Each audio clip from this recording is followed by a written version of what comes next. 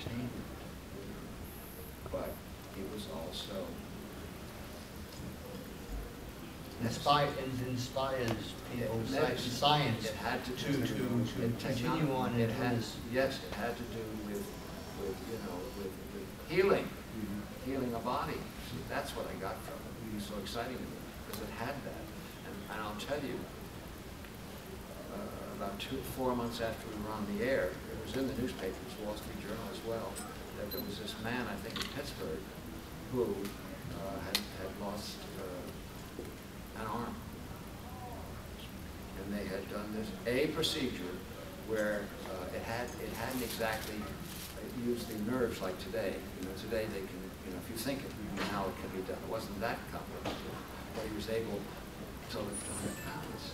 To get to the point where they're putting prosthesis on you that actually your hands will work just like real fingers, but there will be no feeling in that arm. But they're trying to put the feeling back into the arm, so that almost like, it's almost the point of being Star Wars or $6 Million Man. No, you're not going to be able to run 600 miles an hour and jump over the side of the building, but I've seen it. I've literally seen it in the hospitals of prosthesis that they haven't got the skin on the hand, but they are using fingers so they can pick up an item or something. That's exactly. Did you know? Only for I read it in the Mayo Clinic. I'm interested. Did you know that they now have a way of reading your mind? Yeah, yeah.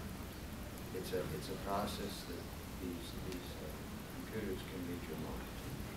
Now, what it is, and I believe it is primitive.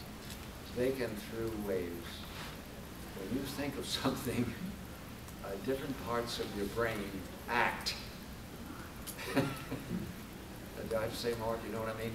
In other words, there's a little something going on here, and the computer, to the point that they actually can. Would you be careful, folks? Sir.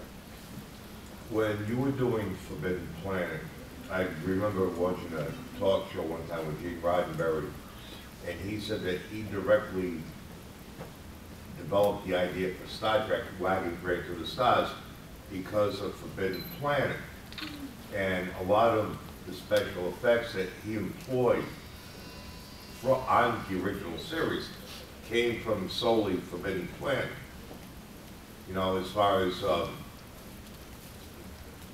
backstage, some of the special effects at the time, which obviously, this, you know, from the 50s to the 60s, got a lot more in depth. Evolved, thank you. But he lays a lot of claim, or he did lay a lot of claim, that Forbidden Planet was a result, or Star Trek was a result of Forbidden Planet. Did you recall or hear anything about that? Okay, that's exactly right. No, Star Trek. I didn't know. All right, now, look, I told you I made 24 movies. This was one of the last I made.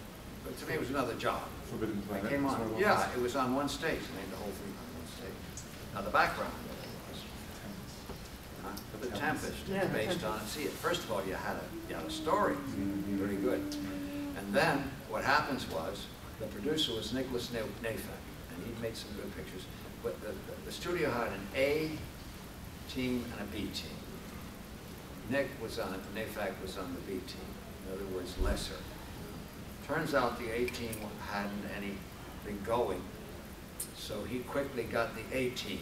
We're talking about why it looked like that. We got the best, and Metro had the best technically of any place in town.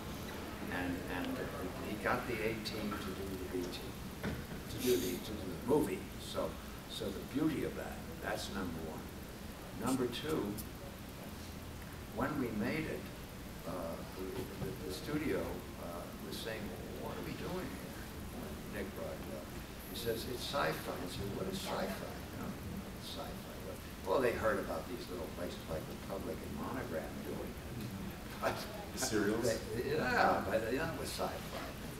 So we did this thing, and we had a great actor, Walter Pigeon, who really came in. Of course, Leslie Nielsen was just on the company. He started, and they put me in as the engineer, and we made the picture.